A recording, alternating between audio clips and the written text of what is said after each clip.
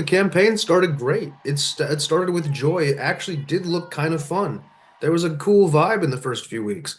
And then quickly those metrics started changing and started getting angry. And then it went from hope and joy to Nazis, abortion, fascists. And that message did not resonate with anybody. Like the whole thing went from a positive message to we're not going back.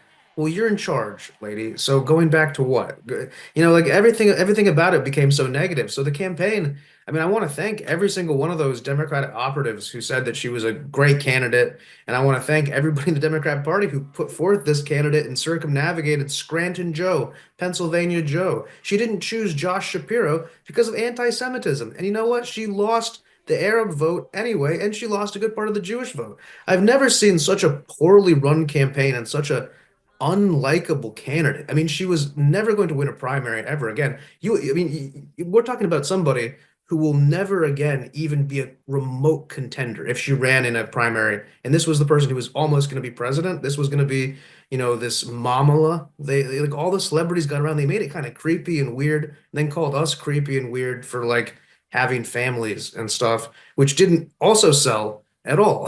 So everything about it was so awfully run, and she was an inauthentic person, and I'm not surprised she wasn't there for her supporters at the end because where was she the whole campaign? She didn't even give a real press conference for like 140 days, just scripted interviews where the bad answers are edited out and the good answers are kept in. And eventually, I mean, you can't fool people that much. They really treated American voters like rubes, and they thought they could be a bunch of low rent charlatans, and it just blew up in their face. Kamala Harris was as there for her supporters in the end as she was there for the American people during her vice presidency.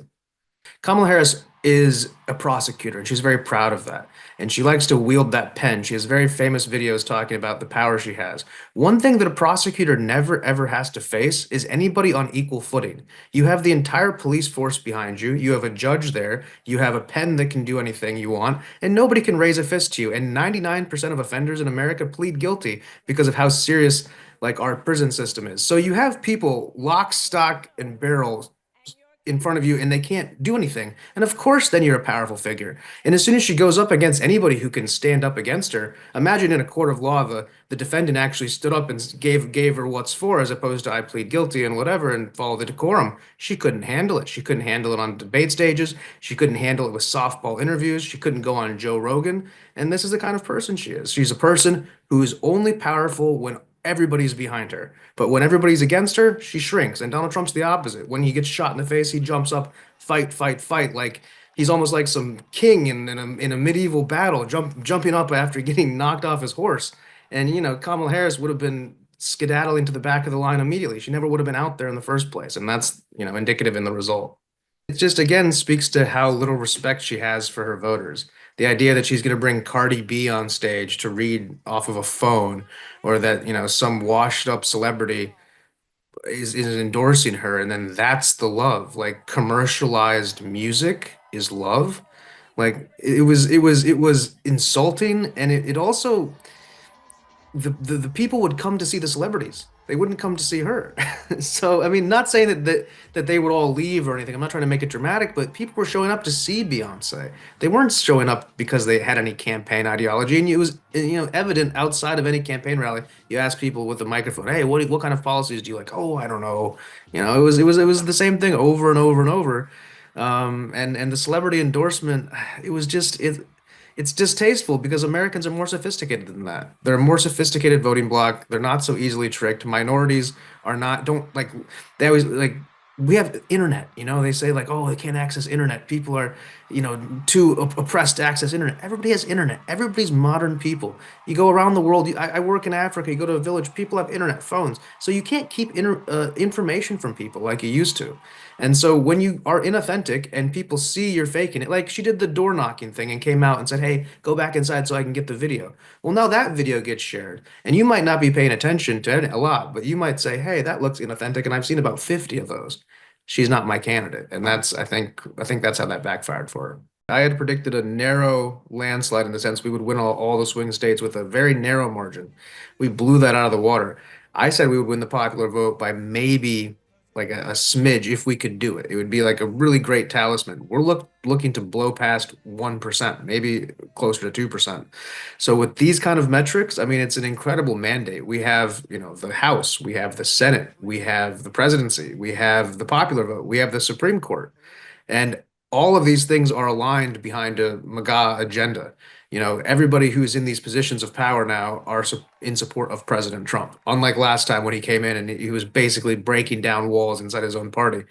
So you have a really amazing chance to see demonstrable change in the first 100 days of a candidate's or president's tenure that you've never been able to have. They have the 100 day benchmark, and usually it's nice. This one could be gangbusters. I think the first thing he's going to tackle are going to be the global conflicts, Ukraine and Russia, Israel and Gaza. That's definitely kind of paramount. That's human lives on the line. And then after that, he's going to be going directly for energy. You bring down energy costs. I mean, the cost of an apple, the real cost is the cost of harvesting, fertilizing, transporting, refrigerating, marketing, and the cost of all of that is underlaid by the cost of energy. And that's where Donald Trump's very pro-energy policy comes into. You have this new AI revolution that's starting. Microsoft, for example, has reopened 3 Mile Island nuclear power plant.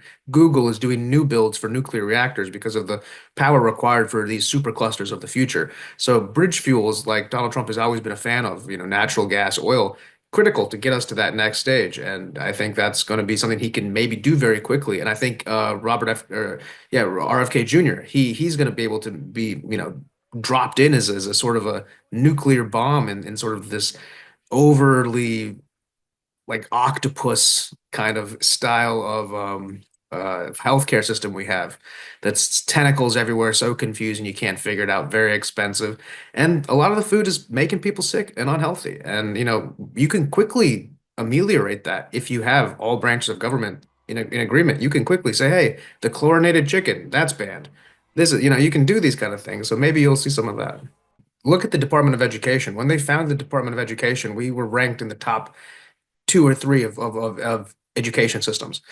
You fast forward now, we're ranked like 27th. Our students are doing awful. And if you look at the DOE, it's a jobs program for incompetent adults. The amount of teachers and the amount of students is like this. The amount of administrators, it's insane. And you're seeing that in university administration, all that. So it's like when the Soviet Union fell and people said, "What was your job?" "Oh, I was here making sure you did your job, and I was here making you did your job."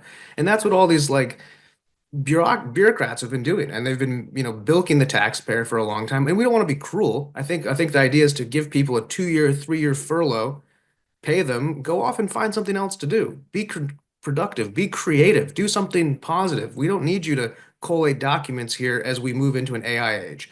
And I think that's going to be a huge shock for people to see a mentality of like tech focused acceleration coming from the Republican Party, something they've never seen before. I think that's kind of what helped him win the election, and that's is what's going to earn the trust of the American voter if he can deliver those, his motley crew of Avengers into their proper roles, and they all deliver.